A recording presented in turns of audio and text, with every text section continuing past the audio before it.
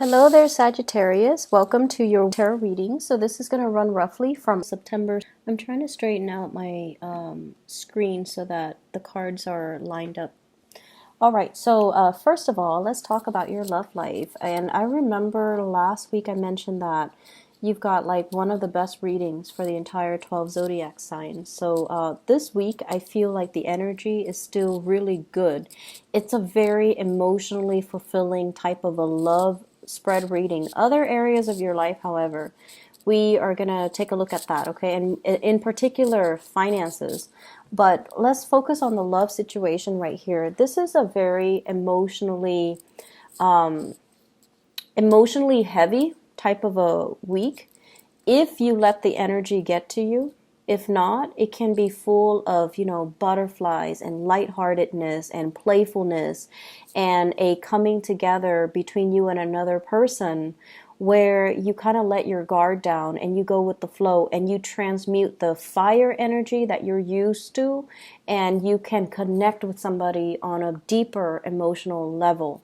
So the energy is highly supportive for one-on-one conversations. Rather than group outings, try to minimize and make your social interactions a little bit smaller so that you can get to know another person, okay? So I have a lot of casual dating here for those of you who are single. The Three of Cups is, going out, grabbing a drink, having dinner, going on dates, meeting with somebody that you are really connected to, that you really, really have strong emotions for. And likewise, they have a lot of strong emotions for you. I see a shyness that I don't normally see with Sagittarius. I see a lot of trepidation, like, what do I wear? How should I style my hair? Should I use this perfume or this cologne? I see as well you trying on many, many different outfits and trying to figure out the right one, like going through your wardrobe, trying to accessorize, trying to match your hat with your shoes, trying to match your tie with your shirt. Like, I see a lot of this, first date jitters. First date, like fumbling, trying to kiss the other person, and then trying to do things the right way. So it's a really playful, sweet, innocent type of energy, and it indicates to me a lot of first dates where, you're bringing over flowers or they're bringing you over flowers, and there's that awkwardness about should we, should I just end the night with sending them home, or do I let them come in and do we hang out a little bit more? So it's all like very, very first date, second date, third date types of energy. So I feel like a lot of you are dating. A lot of you might be dating a few people, a few options, and trying to find the best, most compatible option for you, which is fine. And I also feel like there are a lot of taboo topics that you and your partner are both keeping mum about, sort of like when it's too early, you don't want to reveal your expectations. So for example, you might want to get married, you might want to have children, you might want to have like 10 kids. You're not going to tell people that on your first date. You might, but I feel like it would be a little bit smarter. It's a better strategy to just, enjoy the moment and don't project so far into the future, and just enjoy the flirtation, enjoy the chemistry without putting that extra pressure on the other person. They likewise might be also keeping hush about how they feel about you because they don't want to scare you off. So I see this tremendous sweet energy where you're kind of like fantasizing about each other with the Seven of Cups. Daydream, fantasies, creating that, wondering what the other person looks like, wondering what the other person is doing. And the energy is really, it's reciprocal. They're wondering what you're up to. They're wondering what you're wearing. They're wondering what you look like. So you might be meeting each other for the first time. You might be fixed up on a blind date, or you might have had internet communication, but this is the week where you kind of solidify a meeting time and place and allowing the relationship to flourish. So that's for those of you who are singles.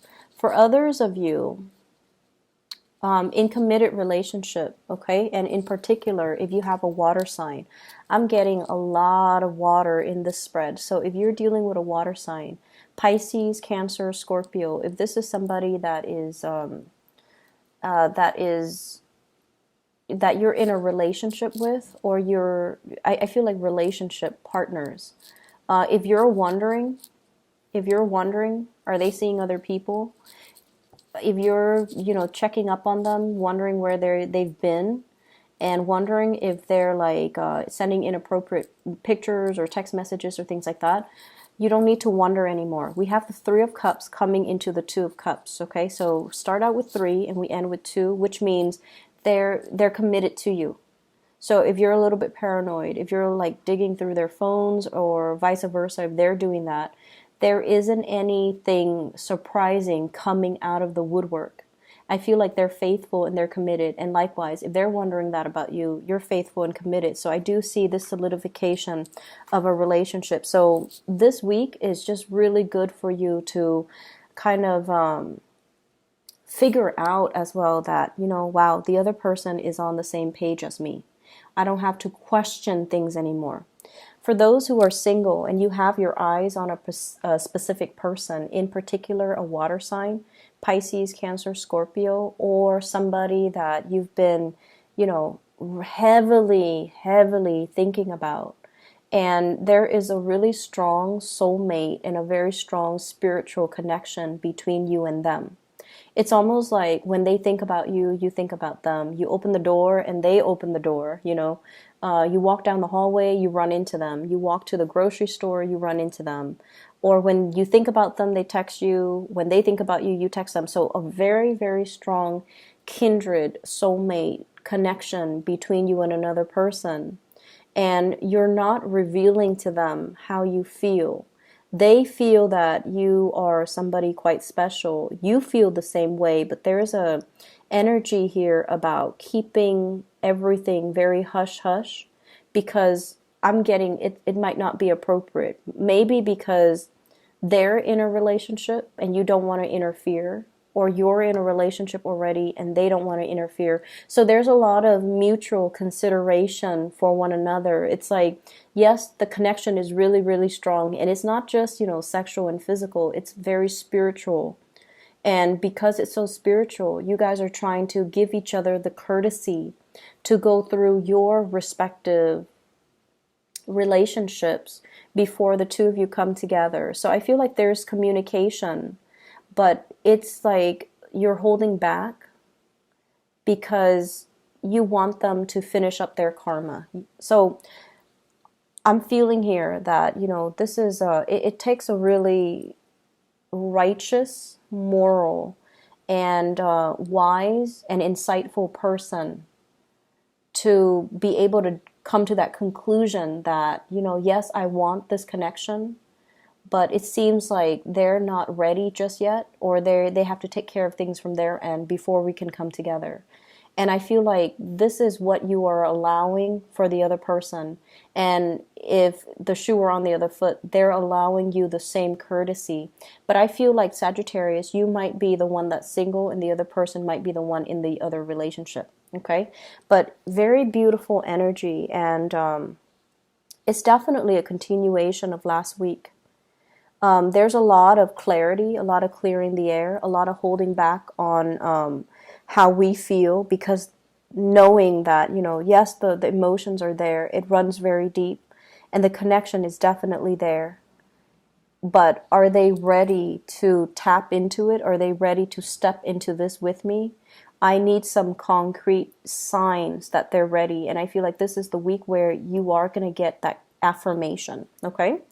Finances not looking too great, Sagittarius. So if you've been, out dancing all night, out drinking, out socializing, going to all these events and functions, things do tend to rack up. The bills rack up. Things get expensive. So you want to be very careful about the where you are spending your money, and whether or not there can be ways to curb your spending. The Five of Pentacles, feeling left out, feeling almost like financially that you're in the red. It's alleviating somewhat by the end of this week because we're going towards a Four of Pentacles. But I feel like a lot of it is just kind of like reckless or careless spending, expenditures when it comes to the household, and then not having a firm grasp on how much money we're really making versus how much money we're really spending. So if you can, kind of tighten the purse strings a little bit, it's going to be in your best interest. This is your energy here. You don't care, okay? Page of Wands. This is a very young energy where it's like, oh, I don't have to worry. Like some of you could very well like not care about finances. It's not your forte, or it's not something that you want to sit down and really look at. So it's sort of like, oh, there's always tomorrow, procrastinate. There's always tomorrow. There's always another time. Or, next week I'm going to get my paycheck and then I'll pay for it then. So this is a little bit too reckless, and I feel like it's too careless, okay? So you want to be really just practical when it comes to your spending. Many of you might have been, eyeing something quite expensive that's a little bit outside of your price range, and you're paying a lump sum into it, even though it's outside of your price range. And then for the rest of, the month, you're going to have to skimp, mainly because you need to replenish that amount of money that you spent. So I do see big ticket item purchases that might have put a little bit of a dent in your bank account. And if you're aware of that, that's fine. But I definitely feel here money being squandered kind of carelessly. So please take care of that, okay? On the other hand, I do see a little bit of conflict coming through with family members. So Four of Pentacles, dealing with somebody who's a little bit controlling, or dealing with somebody who does not want to listen. My way or the highway. This is somebody who's very, very stubborn. They're very fixed with their opinions and their ideas and what they like and what they dislike and their course of action. So you might be dealing with one of those fixed signs: Scorpio, Leos, Aquarius, Taurus. So you're dealing with somebody who's just like, nope, my way or the highway. And if you're trying to tell them what to do, this is ego conflict, major, major ego battles. You know how it's not so much what is said, but more like the tone. And then it's not so much what's said between two people, but more like the history of contention between two people that kind of override everything. So if they see you as somebody who's controlling and you see them as somebody who's stubborn, it already creates that pattern of conflict. So no matter if you approach them anew with different intentions, it's already left a bitter taste in their mouth. So they're going to clam up and they're not going to be receptive to the message.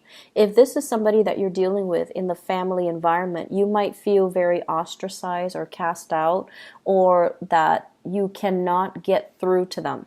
Okay, each person needs to kind of live out their karma and needs to deal with things their own way. So I feel like you kind of need to leave this alone, because it's creating more conflict when it's creating more conflict and it's unnecessary. So it's not going to alleviate. Okay, it's like the same pattern of interaction happening over and over and over again, and you can't really get past it. I definitely feel like if it's family, there's still a lot of love. So the love is there. But, if it's your children, they're going to be as independent as you are, Sagittarius. They're not going to listen.